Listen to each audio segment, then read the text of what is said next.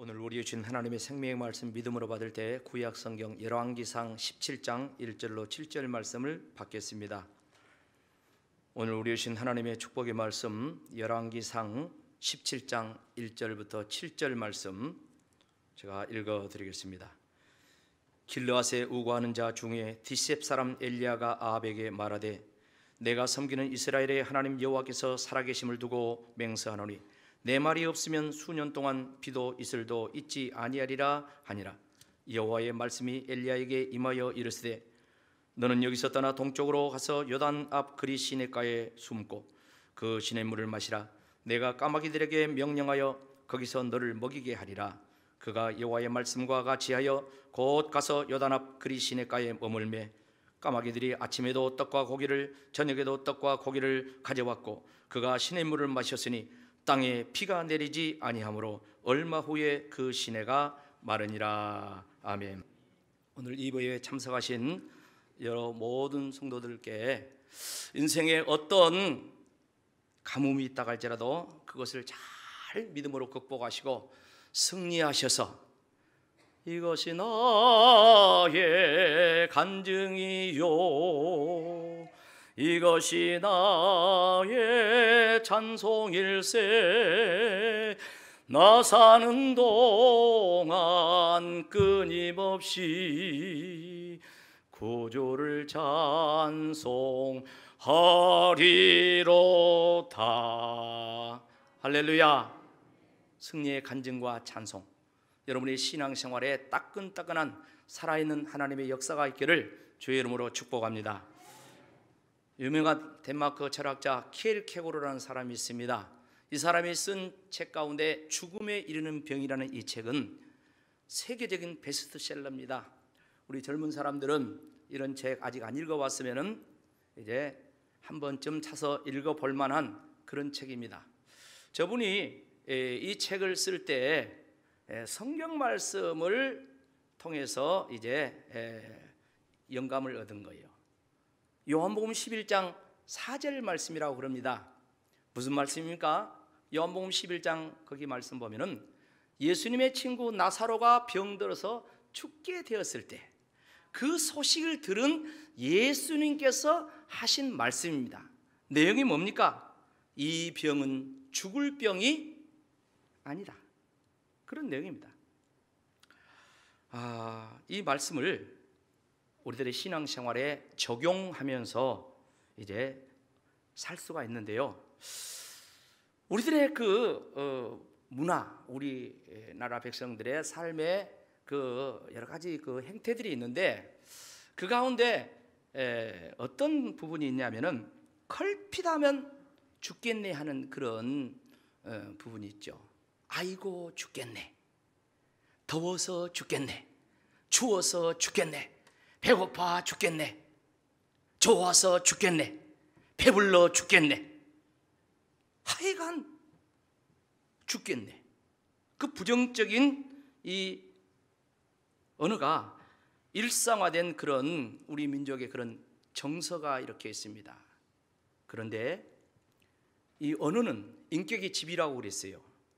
언어는 그 사람의 사상과 그 사람의 가치관을 반영하는 것이고 사람은 언어를 따라 살게 되었다. 그렇게 심리학자들이라든가 이런 정신분석학자들이 이야기를 합니다.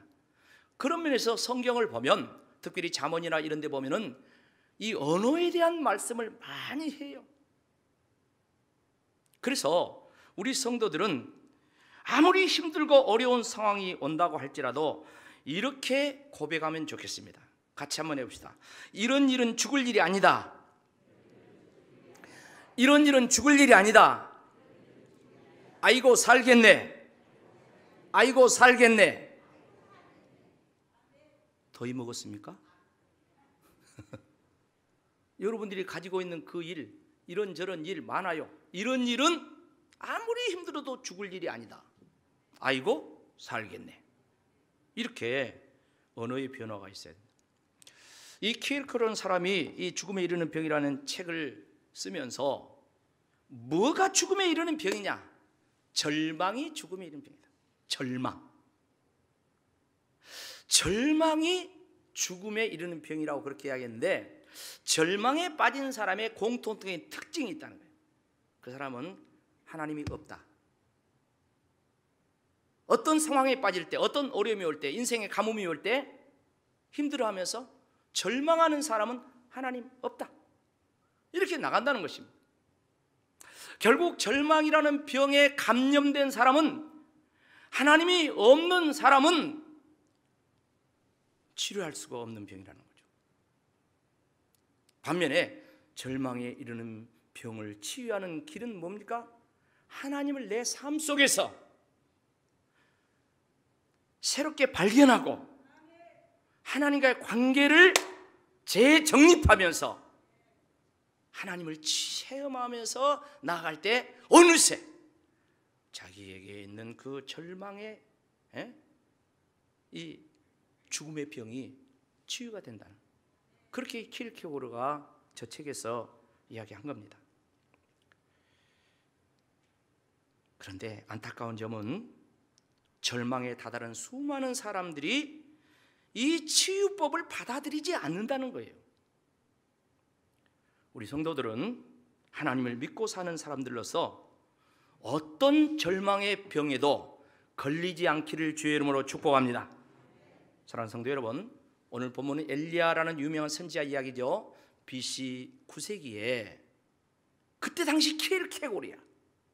그러니까 그 시대는 왕으로부터 시작해서 권력의 핵심부에 있는 모든 사람들뿐만 아니라 백성들의 이르기까지 모두 다 하나님을 버리고 바알과 아세라, 우상을 섬기며 죽을 병에 걸려 있어요. 죽을 병.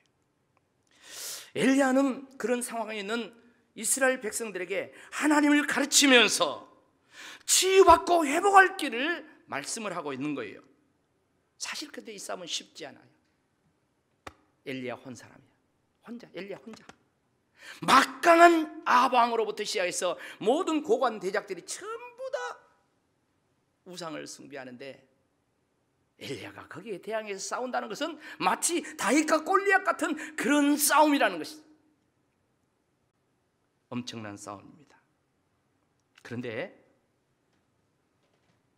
야고보라는 사도가 이 엘리야를 소개할 때 뭐라고 했냐면, 엘리야는 우리와 똑같은 평범한 사람이었다, 그렇게 이야기해요.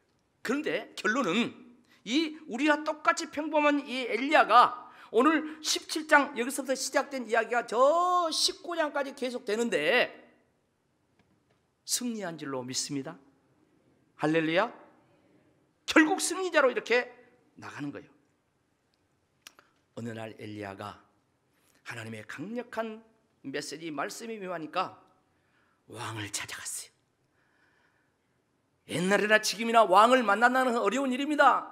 문재인 대통령 만나는 거 결코 쉬운 일이 아닙니다. 뭐 군수님 만나려고 해도 뭐 예약하고 막 그러더라고요. 그런데 그 옛날에 왕을 만난다는 것이 쉽습니까? 더군다나 아합 왕이 어떤 사람이요? 우상을 숭배하고 하나님을 멀리한 자요. 엘리야는 하나님의 선지자요. 그런데 엘리야가 아합을 만납니다. 만나서 뭐라 합니까? 내가 하나님의 살아계심으로 아주 맹세하며 이야기하는데, 내 말이 있기까지는 비가 내리지 않을 것이다. 이슬도 내리지 않을 것이다. 그렇게 선포해버려요. 여러분, 이스라엘 사람들만 물 없이 못 삽니까? 아니요. 이 세상에 있는 모든 사람들은 다 비가 있어야 돼. 물이 있어야 돼. 이슬도 있어야 돼. 없으면 못 삽니다. 근데 특별히 이스라엘 지형에서는 비가 없다는 것은 죽음이에요. 죽음. 이른 비와 늦은 비를 주시고 그 가운데는 하나님께서 이슬을 내리셔가지고 이스라엘의 그 척박한 산천 초목을 살게 하셨는데 그 이슬까지도 없을 것이다. 하늘물을 닫겠다는 거예요. 가뭄도 이루 말할 수 없는 가뭄, 절망. 이것은 곧 죽음을 선포하면서 같이 합시다. 살 길을 찾아라. 너 다 죽어? 살 길을 찾아? 그걸 지금 말하고 있는 겁니다. 자, 그렇다면 이런 상황이 오게 된 원인이 뭡니까? 하늘문을 닫아버리고 죽을 것 같은 그 가뭄의 역사가 일어나게 된 원인이 뭡니까? 한마디로 하나님을 거역하고 우상을 숭배하는 것이 원인이었다, 이렇게 이야기합니다. 여러분, 이스라엘 백성이 누굽니까? 아브라함 때부터 하나님께서 그들을 불러가지고 너는 내 백성이다 하면서 나는 너희 하나님이다 하면서 계약을 맺고 선민으로 하나님을 섬기면서 살게 된 백성들 아닙니까? 그런데 아합 왕과 그 백성들이 지금 오늘 본문의 상황 속에서 이스라엘에서 어떤 삶을 살고 있었습니까? 아합 왕에 대한 내용을 앞에 보면 열왕기상 16장 30절로 33절로 보면 이렇게 이야기합니다. 오므리 아들 아합이 그의 이전의 모든 사람보다 여호와 보시기에 악을 더욱 행하여 느바세 아들 여로보암의 죄를 따라 행하는 것을 오히려 가볍게 여기며 시돈 사람의 왕 엘바알의 딸 이세벨을 아내로 삼고 가서 바알을 섬겨 예배하고 사마리아에 건축한 바알 신전 아래 바알을 위하여 제단을 쌓으면서 또 아세라상을 만들었으니 그는 그 이전의 이스라엘의 모든 왕보다 심히 이스라엘 하나님 여호와를 뭐하겠다? 노하게 했다. 여러분, 하나님은 사랑의 하나님입니다. 그러나 하나님은 노하신 하나님입니다. 성경에 보면 하나님은 미워하시기도 한다고 했어요. 지금 모든 왕보다도 이전의 모든 왕보다도 하나님 성질나게 만들었어. 우리 전라도 말로 모든 이전의 왕들보다도 더 악을 행하는 그런 일. 그 악을 행하고 한 내용이 뭐예요? 바알과 아세라 우상을 숭배하는 거예요. 이방인과 결혼하면 안 됩니다. 그럼에도 불구하고 저 이방 왕의 딸 이세벨을 데려와서 섬깁니다. 그 아내로 삼고 그 이세벨은 어떻습니까? 그냥 아세라 우상을 숭배하는데, 바알 우상을 숭배하는데 그 선지자들의 최대 후원자가 되는 거예요. 여러분, 아방이 바알을 섬겨 예배했다고 오늘 말씀하고 있습니다. 여러분, 바알 신이 어떤 신입니까? 바알은 남신인데 풍요의 신, 물질 신을 이야기합니다. 그러니까 모든 풍요는 천지 만물을 창조하신 하나님으로부터 오는데, 할렐루야, 모든 물질이 하나님부터 주어진 것인데, 모든 산천초목이, 모든 농작물이 하늘에서 비를 내리시고 이슬도 내리시고 하나님께서 자라나게 하시고 하나님께서 열매를 맺게 하셔서 사람들이 먹고 사는데, 바알 신을 섬기는 이 바알의 우상들은 뭡니까? 하나님이 아니라 바알이 했다는 거예요. 그것을 하나님을 섬기는 이 아방이 앞장서 하고 있다는 것입니다. 그런가 하면 아세라 신은 뭡니까? 이거는 여자 신이요, 여자 신인데 이것은 쾌락의 신이요, 쾌락의 신.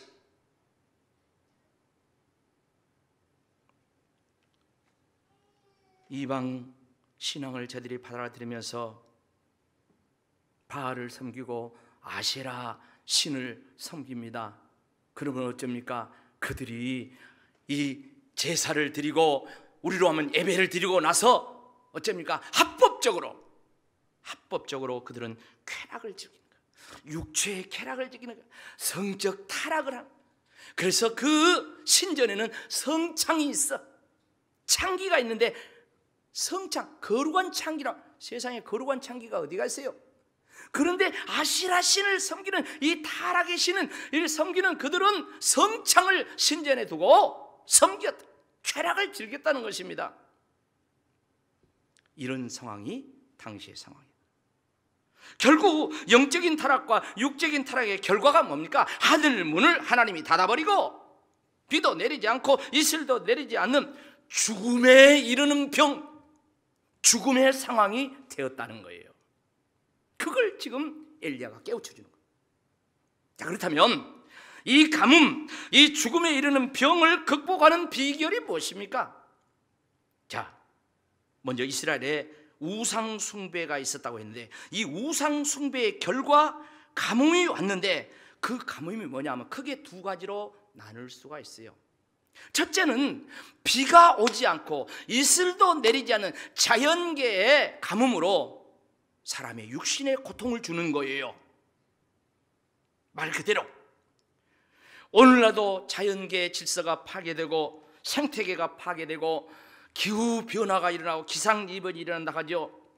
한쪽에는 엄청나게 홍수가 나고 뭐 1000년 만에 이런 홍수가 났니, 또 한쪽에는 온도가 막 50도 이상 올라가고 불타 죽고 나무들이 산천초목이 사람이 불타 죽고 열사병이 죽고 막 하는 이런 이 역사가 오늘 지금 우리가 살고 있는 이 지구상에 가득하고 있습니다.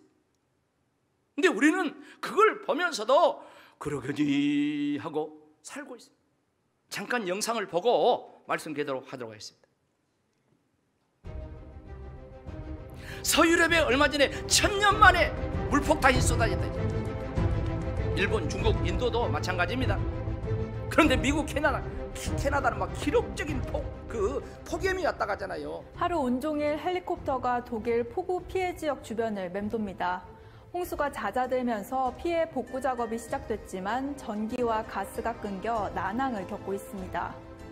여전히 집과 차, 도로 바닥에 진흙이 뒤엉켜 있습니다. 독일 기상청이 1000년 만의 폭우라고 할 만큼 수많은 사상자가 발생했고 홍수가 휩쓸고 간 자리에는 남은 것이 없습니다. Ja, gesundheitlich gut, aber der Rest, Sie sehen, wir versuchen alles rauszuholen, der Laden zu räumen, der ist total zerstört. Also hier gibt es nichts, was zu retten ist. Das heißt, man musste von Null anfangen, alles wieder aufzubauen. Ich versuche. 안 보입니까? Verspreche 못 gar 살겠다 nicht, 그 aber 말이에요. wir sind noch nicht ganz klar, wie die Lage aussieht. 다 죽게 Wir 되었다 sehen 그 말이에요. selber, die ganze Arweiler ist zerstört, also wir wissen gar nicht, wo wir anfangen. 이제 어떻게 살아야 될지 모르겠다 그 말입니다. Es ist erschreckend. Ich will fast sagen, die deutsche Sprache kennt kaum Worte für die Verwüstung, die angerichtet ist. Die Lehren sind keine anderen als die wir auch gestern schon gekannt haben. Wir müssen uns sputen, wir müssen schneller werden bei dem Kampf gegen den Klimawandel. 독일뿐만 아니라 벨기에와 오스트리아, 네덜란드, 룩셈부르크 등 이 서유럽 곳곳에서 폭우 피해는 잇따랐습니다. 이상 기후현상은 아시아에서도 나타나고 있는데요. 주말 사이 인도 서부 뭄바이 지역에서 쏟아지는 빗줄기에 산사태가 발생해 최소 30명의 사망자가 발생했고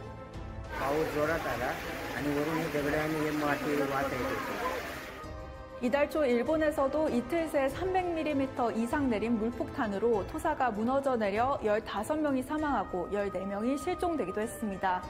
중국 역시 최근 한 달 사이 홍수 피해가 잇따랐습니다. 전문가들은 이 같은 폭우의 원인으로 기상이변을 지적합니다.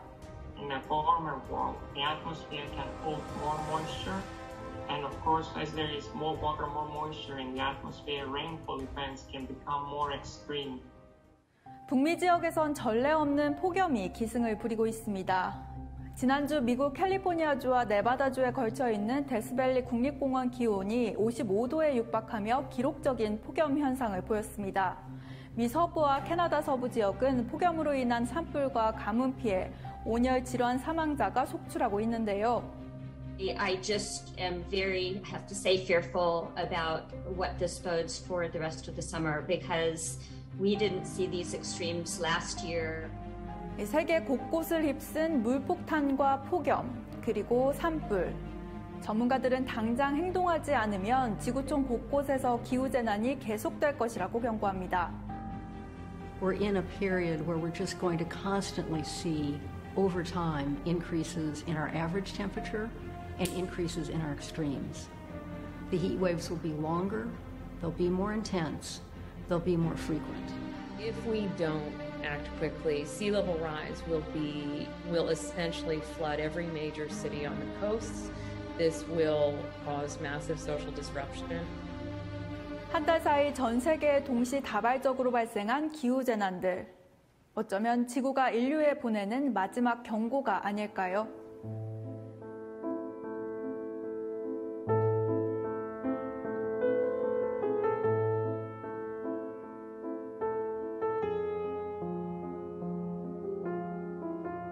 지금까지 온세계 정혜련이었습니다. 뉴스를 통해서 우리가 보고 있습니다.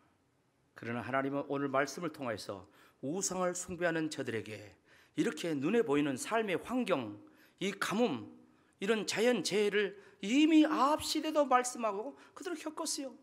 세월을 흘려서 예수님께서 뭐라고 말씀하십니까? 예수님이 다시 오실 정말 재림이 가까울 때는 이런 천재지변의 역사가 일어난다고 분명히 이야기합니다.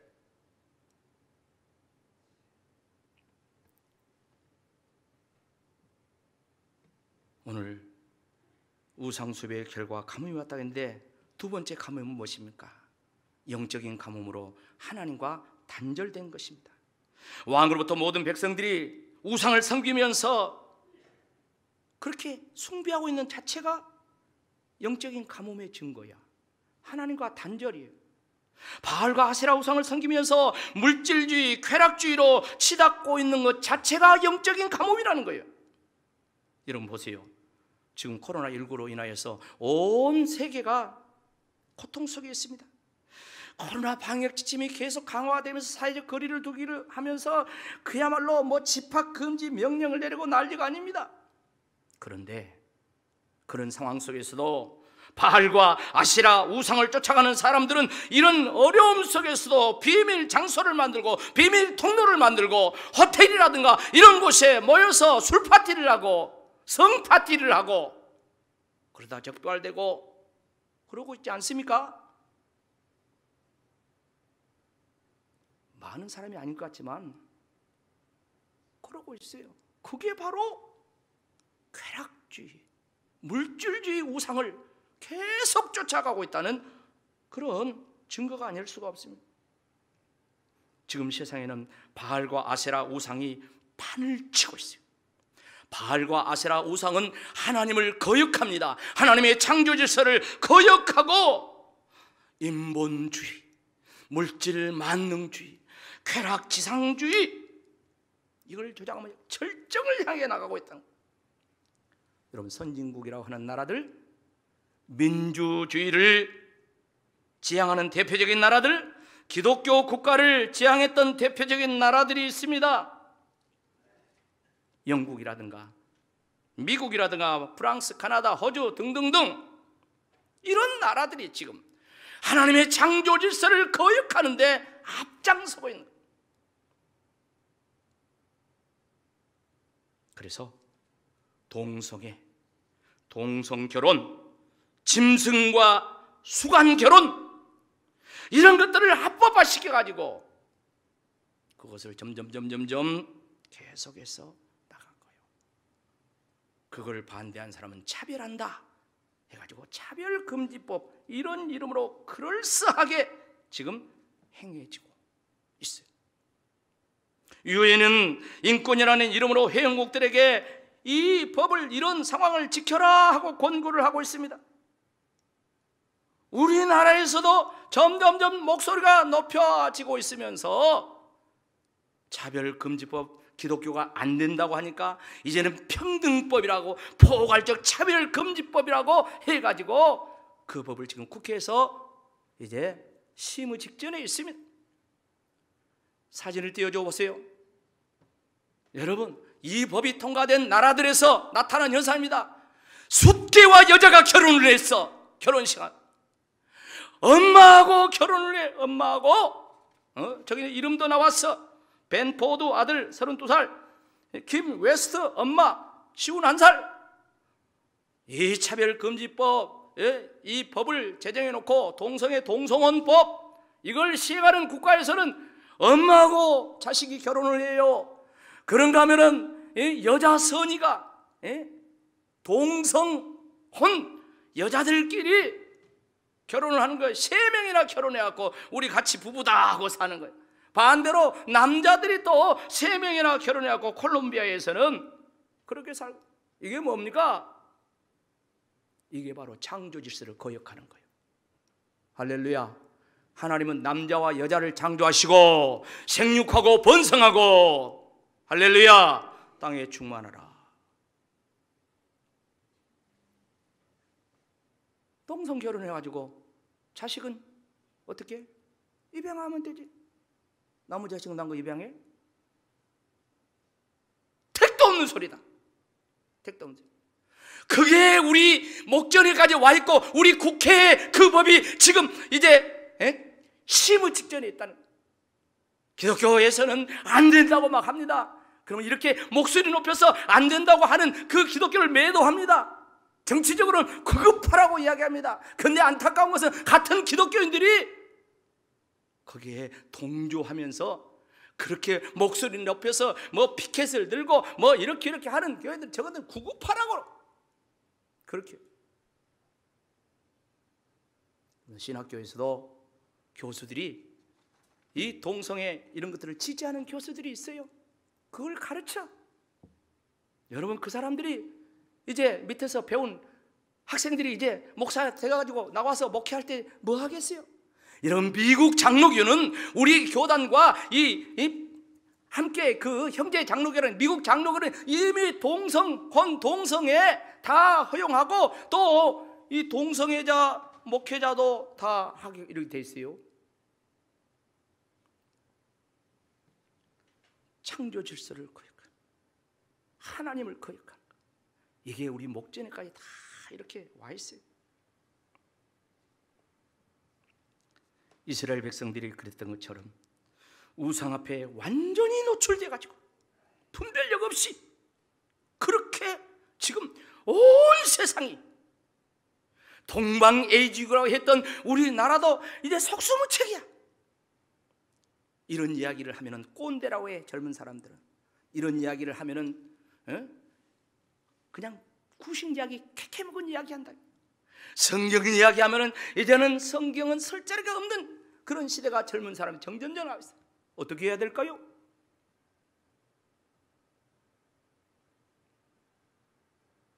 이런 상황이 이 세상이 영육간에 죽음에 이르는 병에 걸렸다는 거야. 온 세상이 죽음에 이르는 병에 걸렸다는 거예요. 그런 상황 속에서 코로나19라는 질병 앞에 온 세계가 맥을 못 추리는 거예요. 백신 개발하면 될 줄 알았어요. 그러나 백신 접종하는 사람도 이제 돌파 감염이라 가지고 그렇게 되지 않습니까?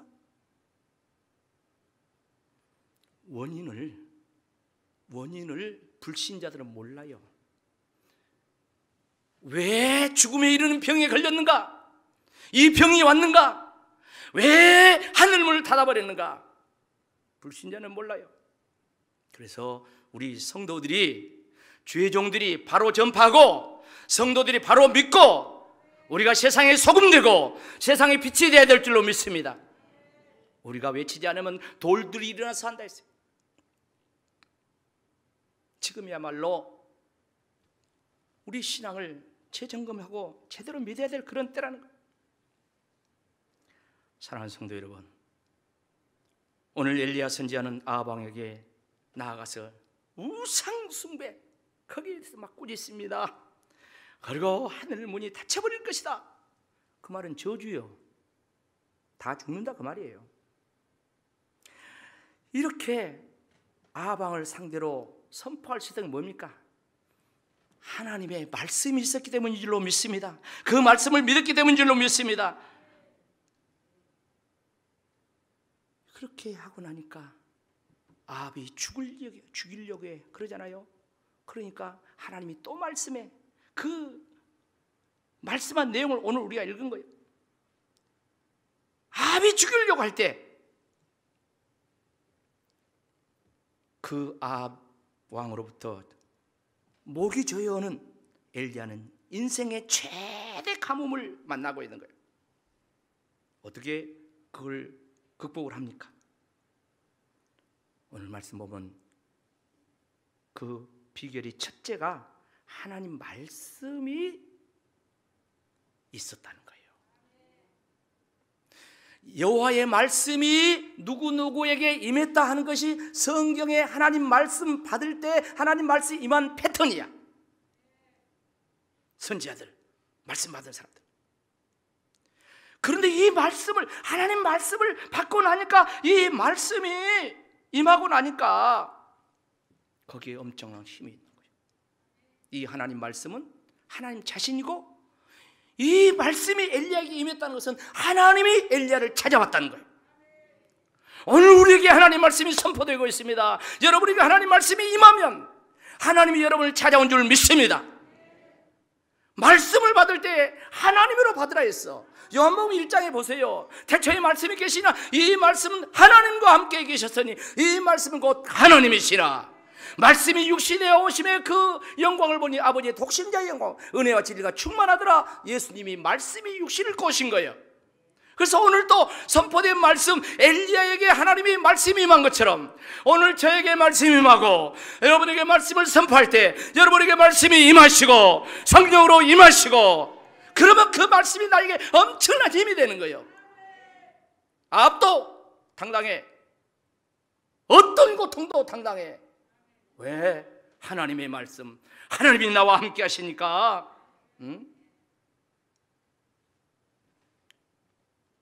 성경에 기록된 말씀 말고, 문자적인 로고스 말고, 이 말씀이 나에게 주어진 말씀, 살았고 운동력 있는 말씀, 내 영과 혼과 관절과 골수를 찔러 쪼개는 수술칼과 같은 말씀.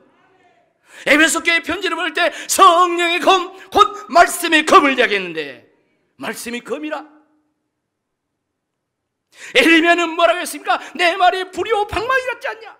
불 같은 말씀, 방망이 같은 말씀, 강팍한 심령을 깨뜨려버리는 그런 말씀으로 여러분에게 임하시기를 축복합니다.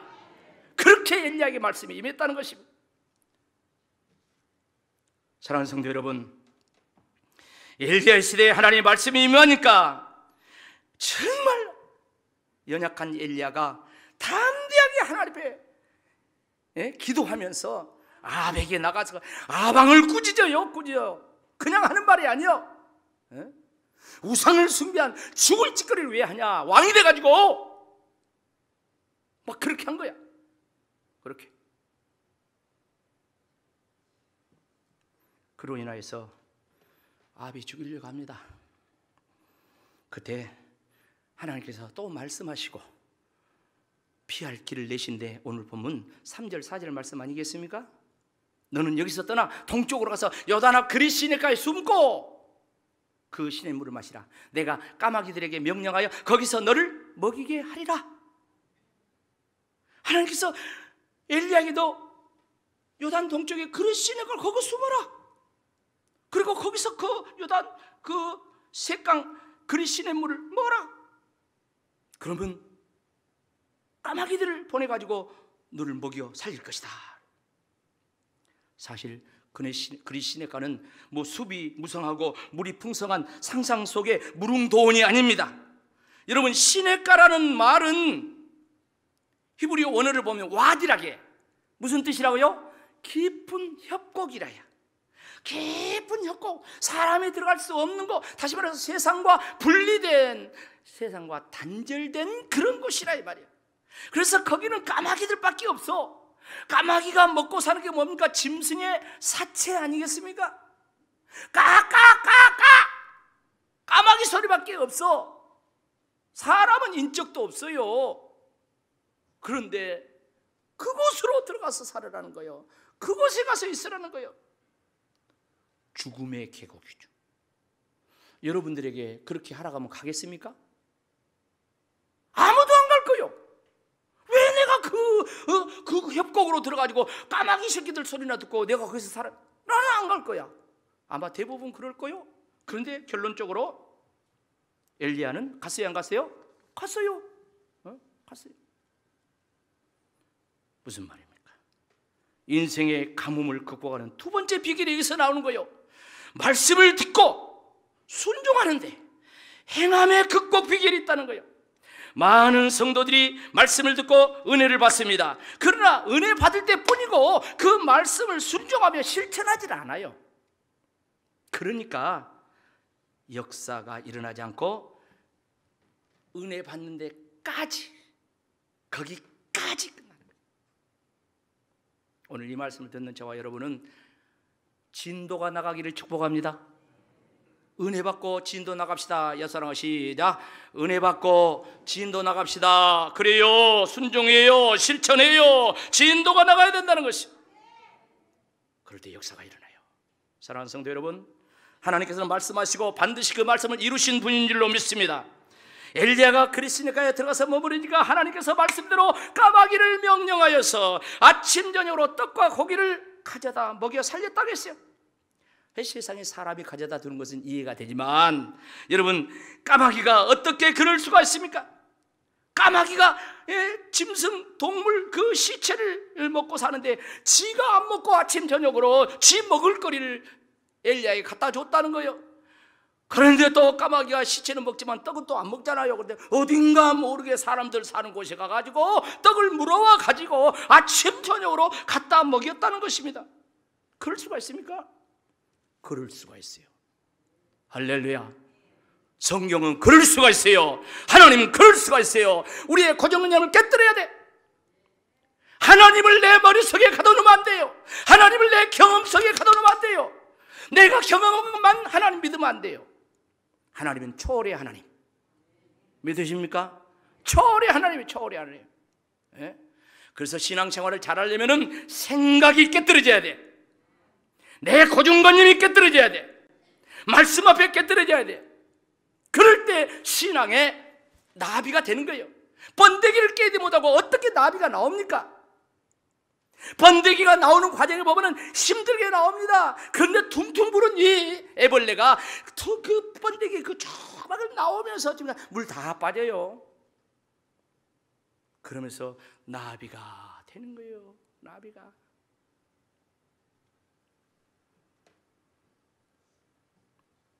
엘리야가 그리시니까에서 시냇물이 마르기까지 한 일이 무엇입니까? 신학자들이 얼마 동안 있었는가 계산해 보니까 한 6개월 동안 그리시니까에서 있었어. 엘리야가 거기서 목숨 연명하기 위해서 까마귀 갖다 주는, 아침 저녁으로 갖다 주는 그 고기 먹고 그리고 떡 먹고 그렇게 목숨 연명하고 있었을까요? 엘리야가 거기서 할 수 있는 일은 아무것도 없어요. 그러나 오직 한 가지, 하나님께서 말씀하셨으니까 하나님께서 그 말씀을 어떻게 하실지 믿음으로 바라보며 기도한 줄로 믿습니다. 기도한 줄로 믿습니다. 여러분, 성경이 그걸 이야기해요. 야고보서 5장 17절로 18절 말씀을 다 같이 읽어봐요. 시작. 엘리야는 우리와 성경에 같은 사람인데 그가 비가 오지 않기를 간절히 기도한 즉 3년 6개월 동안 땅에 비가 오지 아니하고 다시 기도하니 하늘이 비를 주고 땅이 열매를 맺었느니라. 아멘. 믿음의 실천, 행함을 강조하는 야고보 사도는 엘리야 선지자를 소개하면서 엘리야는 우리와 똑같은 사람인데 기도의 사람이었다. 기도하면서 자연계를 움직였다. 그러니까 엘리야가 그리시네가에서 잠자고 일어나서 하는 일은 다른 거 없어요.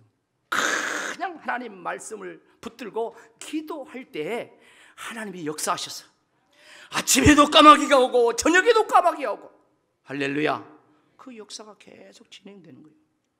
사랑하는 성도 여러분, 여러분 인생에 가뭄이 왔습니까? 하늘문이 닫혔습니까? 큰 문제가 생겼습니까? 지금 막다른 협고 그리시네가에 몰려 있습니까? 할 일이 아무것도 없이 나는 도망자, 나는 피신자입니까? 그렇다면 엘리야처럼 기도하세요. 그냥 기도가 아니에요. 엘리야 같이 기도해야 된다는 거예요. 기도하면 하나님께서 응답하실 줄로 믿습니다. 하나님 만물의 통치자입니다. 역사의 주관자입니다. 사람을 통해서 일하시면 인간의 생각을 깨뜨려서 까마귀를 통해서 일하신 분이에요. 신앙은 해석을 잘해야 합니다. 현실을 믿음의 눈으로 보고 해석할 때 참 신앙의 삶을 살 수가 있어요. 하나님 말씀에 기초하여 해석하면 흉년에도 가뭄에도 코로나가 기승을 부린다 할지라도 살 길이 있는 줄로 믿습니다. 해답이 있는 줄로 믿습니다. 앞이 보일 줄로 믿습니다. 하나님이 인도하세요. 하나님이 개입하세요.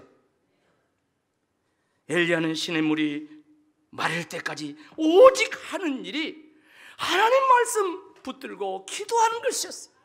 6개월 동안 그렇게 했어요. 근데 어쩌습니까? 오늘 7절 말씀 보니까 시냇물이 말라버렸다. 세상에, 내가 그렇게 기도했는데 이거 뭐 죽으란 말이냐? 시냇물도 말라버렸냐? 그러나 아닙니다. 그 다음에 보면 용광로라는 뜻을 가진 사르밧으로 하나님께서 엘리야를 인도하십니다. 옆 사람과 같이 합시다. 다음이 있습니다. 기도하면 다음이 있습니다. 다음이 없는 인생이 힘든 거요. 다음이 없는 인생이 절망이요. 다음이 없는 내 가정이 절망이요. 다음이 없는 우리 교회가 절망이요. 그러니까 한국교회는 다음 세대 살리다, 다음 세대 맨날 그 말 하잖아요. 다음 세대를 살리려면 오늘 현 세대가 살아야 될 줄로 믿습니다. 오늘 내가 살아야 돼. 오늘 내가 엘리야처럼 기도해야 돼. 그럴 때 다음이 있는 거야. 그 다음은 다음 주에 설교 계속합니다. 사랑하는 성도 여러분, 말씀을 정리해 봅시다. 영육간의 죽음에 이르는 병과 같은 이 가뭄의 원인이 뭐였습니까? 각종 우상 숭배입니다. 물질 만능주의, 쾌락지상주의, 인본주의, 이게 다 우상. 하나님의 창조 질서를 거역하는 것들, 이게 다 우상. 온 세상이 이 병에 걸렸어요. 온 인류가 이 병에 걸렸어요. 이걸 해결하는 비결이 뭡니까? 하나님 말씀에 답이 있습니다. 말씀에 은혜 받으시고 말씀에 순종하고 말씀을 실천하면 역사가 일어날 줄로 믿습니다. 아무것도 할 수 없다 할지라도 말씀 붙들고 기도하면 하나님이 역사하셔요. 기도할 때 해답이 오는 것입니다. 여러분, 기도를 우습게 생각하지 마세요. 기도하면 영혼이 살고, 기도하면 하늘문이 열리고, 기도하면 죽은 자도 살아나고, 기도하면 민족도 살리는 거예요.